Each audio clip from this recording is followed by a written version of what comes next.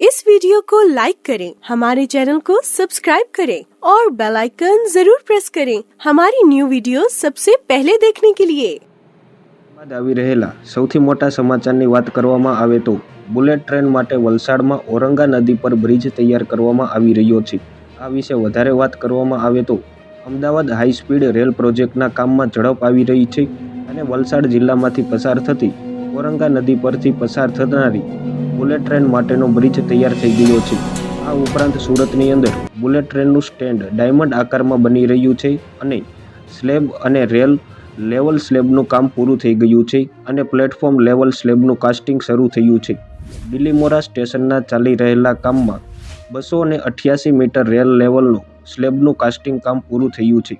એ ઉપરાંત અમદાવાદમાં bullet train પ્રોજેક્ટના નામે માટે સેગમેન્ટ ઇરેક્શનમાં કામ શરૂ થશે, જેના પગલે અમદાવાદમાં મણિનગર રેલવે ક્રોસિંગ 5મી ફેબ્રુઆરી સુધી બંધ રહેશે।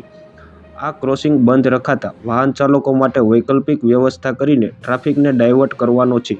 સુરત અને બિલીમોરા ઉપરાંત વાપી, ભરૂચ, આણંદ, વડોદરા, અમદાવાદ અને સાબરમતી સ્ટેશનોના બાંધકામના વિવિધ તબક્કાઓ ચાલી રહ્યા છે।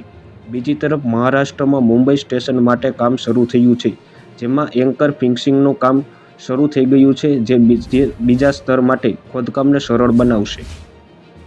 ત્યારબાદ આવી રહેલા સૌથી મોટા સમાચારની વાત કરવામાં આવે તો ભારતીય જનતા પાર્ટી વાંકાનેરના સાંસદ કેસરદેવ ઝાલા દ્વારા આયોજિત પ્રધાનમંત્રી કૌશલ્ય સન્માન યોજનાનો કેમ્પ તારીખ 24/1/2024ના બુધવારના રોજ યોજાયો હતો, જેમાં બહોળી સંખ્યામાં લાભાર્થીઓ માટે જિલ્લા સમાજ કલ્યાણ અધિકારી મોરબી દ્વારા સ્થાનિક ગરાસિયા બોર્ડિંગ ખાતે કેસરીદેવસિંહ ઝાલાની હાજરીમાં પ્રથમ માર્ગદર્શન માટે મિટિંગ યોજવામાં આવેલ છે, જેમાં પ્રધાનમંત્રી વિશ્વકર્મા કૌશલ સન્માન યોજના દ્વારા જેમાં નીચે મુજબના 18 ટ્રેડનો સમાવેશ કરવામાં આવેલ છે: દરજી, ધોબી, ઢીંગલી અને રમકડા બનાવટ તેમજ વાળંદ, શિલ્પકાર, મૂર્તિકાર, પથ્થરની કામગીરી કરનાર, ફૂલોની માળા બનાવનાર, કુંભાર, કડિયા, લુહાર, સુથાર, મોચી, સોની, બાસ્કેટ અથવા તો મેટ અથવા તો સાવરણી બનાવનાર, બખ્તર બનાવનાર, બોટ બનાવનાર, માછલી પકડવાની જાળી બનાવનાર, હથોડી અને ટૂલ કે કીટ બનાવનાર તેમજ તાળા રિપેર કરનાર આ વિષયના લાભાર્થીઓને ફોર્મ વિતરણ કરાયા હતા તેમજ ફોર્મ ભરાયા પણ હતા, તેમજ બહોળી સંખ્યામાં હજુ વધુ ફોર્મ લાભાર્થીઓ ભરી રહ્યા છે। તમે એક યાદીમાં સુરેશભાઈ પ્રજાપતિ, અમૃતલાલ ઠાકરાણી, ભગવાનજીભાઈ મેર તથા મૂળજીભાઈ ગેડિયા અને વિનુભાઈ દ્વારા આ વાત જણાવવામાં આવેલ છે। ત્યારબાદ આવી રહેલા મહત્વના સમાચારની વાત કરવામાં આવે તો પાટડીના પીપળી ગામે જુગાર રમતા 5 લોકો જબ્જે કરાયા હતા।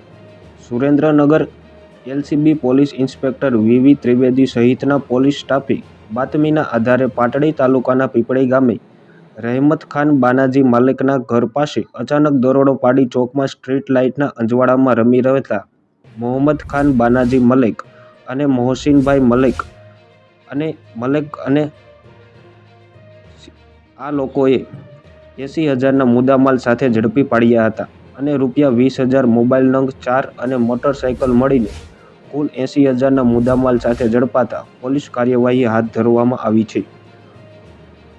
બાદ આવી રહેલા મહત્વના સમાચારની વાત કરવામાં આવે તો બુધવારે સાંજે દિલ્હીના IGI એરપોર્ટ પર તૈનાત તમામ સુરક્ષા એજન્સીઓ અચાનક એક્શનમાં આવી ગઈ, જ્યારે તેમને ફોન પર માહિતી મળી કે દરભંગાથી નવી દિલ્હીની ફ્લાઇટમાં બોમ્બ છે અને બાદમાં આ માહિતી ખોટી નીકળી અને ત્યારબાદ તેને ફેક કોલ જાહેર કરવામાં આવ્યો હતો। વધુ બરાબર જણાવ્યા બાદ સુરક્ષા એજન્સીઓએ રાહતનો શ્વાસ લીધો હતો અને IGI પોલીસ સ્ટેશન હવે એ જાણવાનો પ્રયાસ કરી રહ્યું છે કે બોમ્બ વિશે નકલી માહિતી આપનાર વ્યક્તિ કોણ હતો। પોલીસના જણાવ્યા અનુસાર કંટ્રોલ રૂમમાં કોલ કરીને માહિતી આપવામાં આવી હતી કે દરભંગાથી નવી દિલ્હી આવેલી રહેલી સ્પાઇસ જેટની ફ્લાઇટ JSJ8946માં બોમ્બ છે। આ માહિતી બાદ એરપોર્ટ પરની તમામ એજન્સીઓને સાંજે 5:30 વાગ્યે સંપૂર્ણ એલર્ટ પર રહેવાની સૂચના આપવામાં આવી હતી અને સાંજે 6:06 વાગ્યે પ્લેન લેન્ડ જગ્યાએ લઈ જવામાં આવ્યું, જ્યાં નજીકમાં અન્ય કોઈ પ્લેન ન હતા। અહીં પ્લેનની તલાશી લેવામાં આવી રહી હતી અને ઝીણવટભરી તપાસ બાદ માહિતી ખોટી હોવાનું બહાર આવ્યું હતું। તો આ સંપૂર્ણ સમાચાર વિશે તમારું શું કહેવું છે તે અમને કોમેન્ટ બોક્સની અંદર કોમેન્ટ કરીને જરૂરથી જણાવો। ધન્યવાદ મિત્રો।